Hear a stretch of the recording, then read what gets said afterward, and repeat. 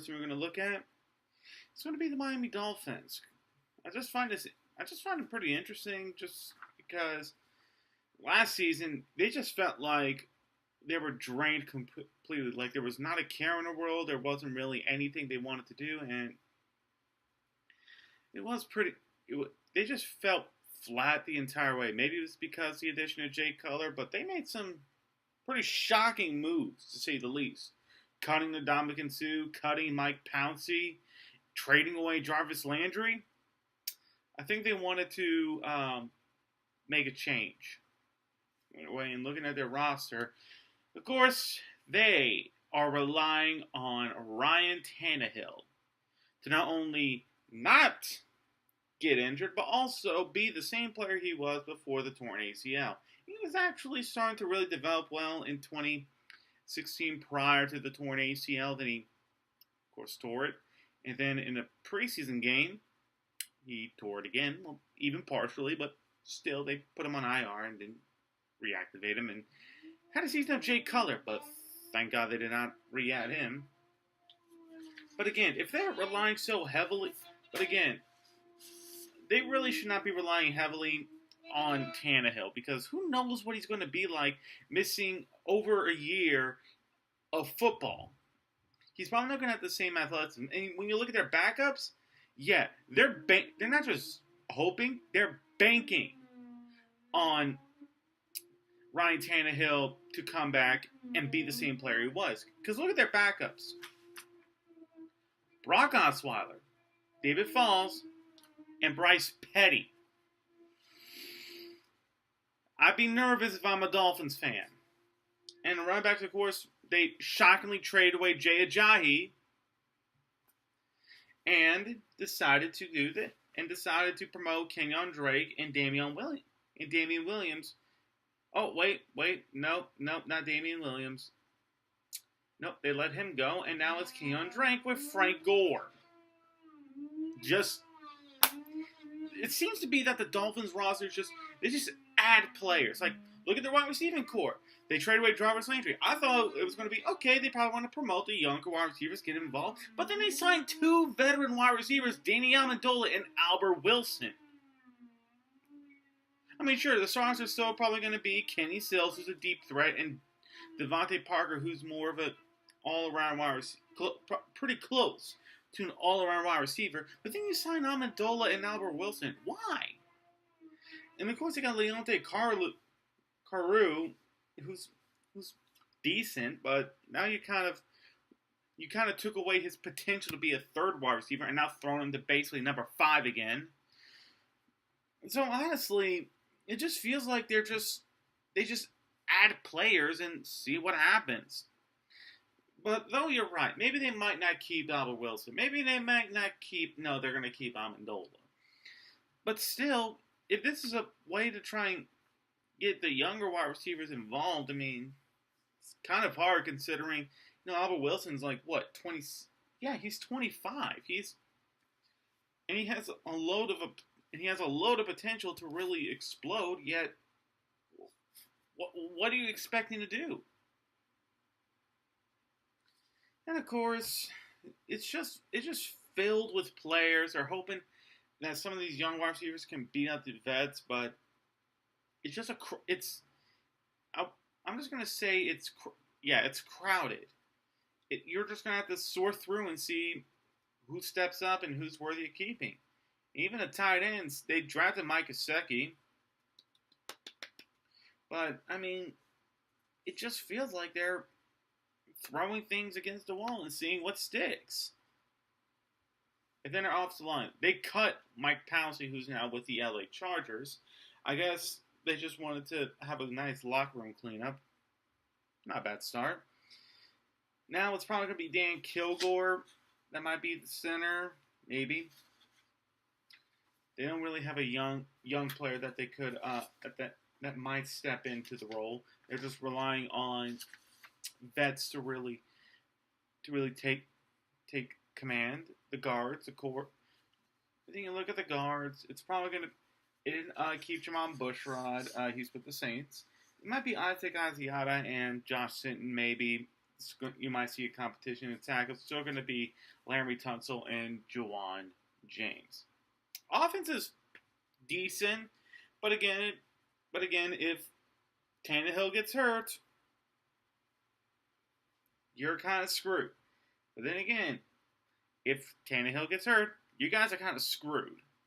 Because you're not going to win many games with Osweiler or Petty or David Fowles. I'm just mentioning him for Sandy's sake. If he does, if something were to happen to Tannehill, say he tears his ACL for the third time in a row, or loses a bad step, he loses a step and becomes a shell of his former self. You guys are kind of screwed.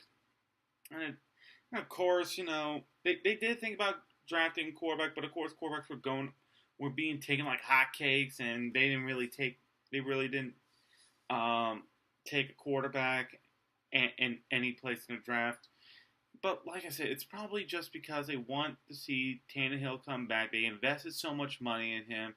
They got it, and they saw something, especially with their head coach, David Gase, the chemistry between the two. So it's going to be interesting to see if he can come back. And then, of course, looking at the defense, edge rushers, crowded once again.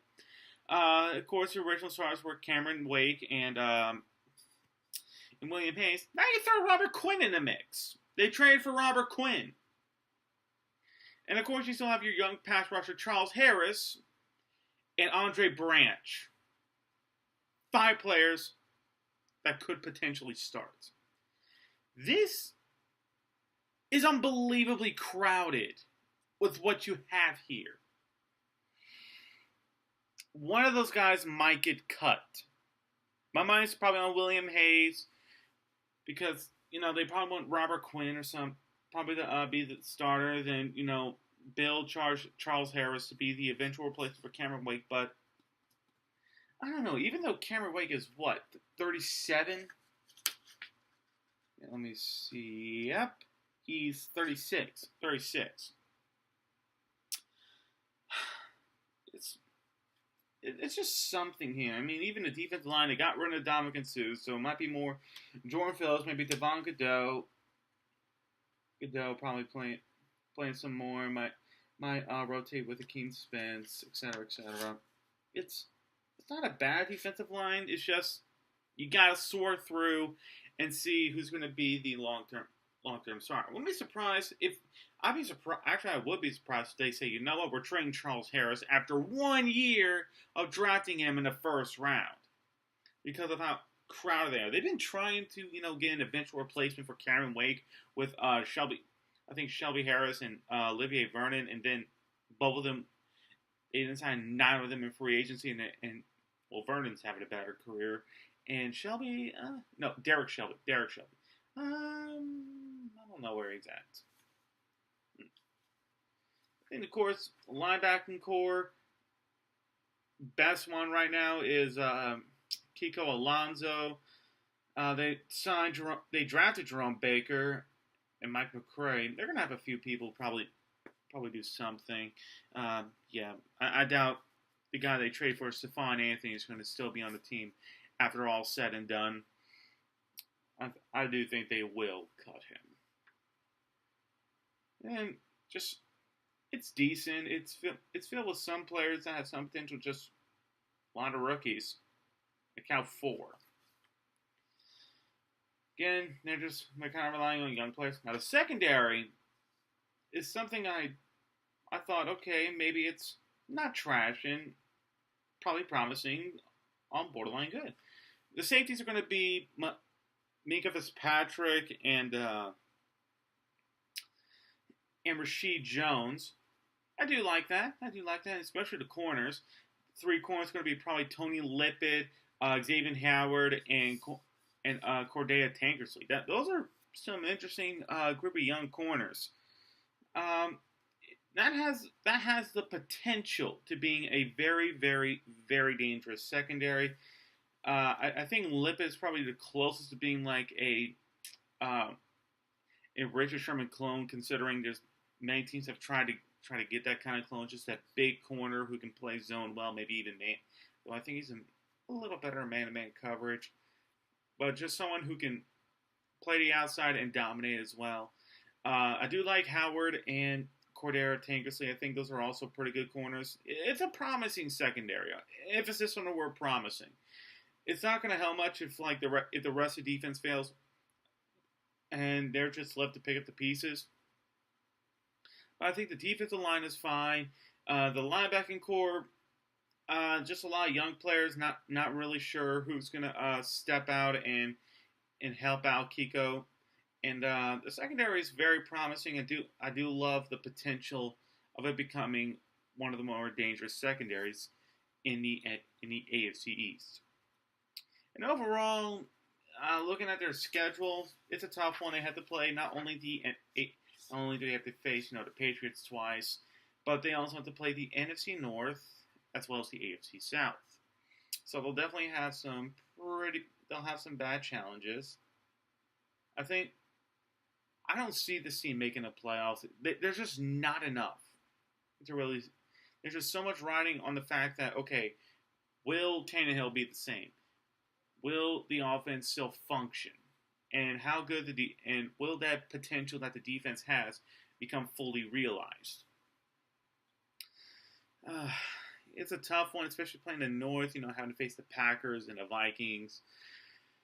It's a tough one, but I think they might go at worst 4-12, and at best maybe 8-8. I don't see this team making the playoffs because the rest of the AFC is just pretty good, and they're just trying to hope Tannehill comes back so they don't have to start their other quarterbacks. They're hoping that the offensive line can still hold up. They're hoping that they can get at least 2 years of Frank Gore way back when he was with San Francisco, and they're hoping that their defense can still function even without Ndamukong Suh, which I think they can. I'm going to go with probably final prediction of 5-11. Now, last place in the AFC East, it depends how they do with the Jets. I think at worst they'll split. I don't see them getting swept by the Jets, but I can honestly see them getting split with the Jets. Trade wins. I think it'll be a problem when they have to go to New York in week 2. That concludes with the Dolphins. I think there's probably going to be they'll have a better chance, but I think they'll have a better chance than maybe the Jets, which I'll probably talk next. Till then.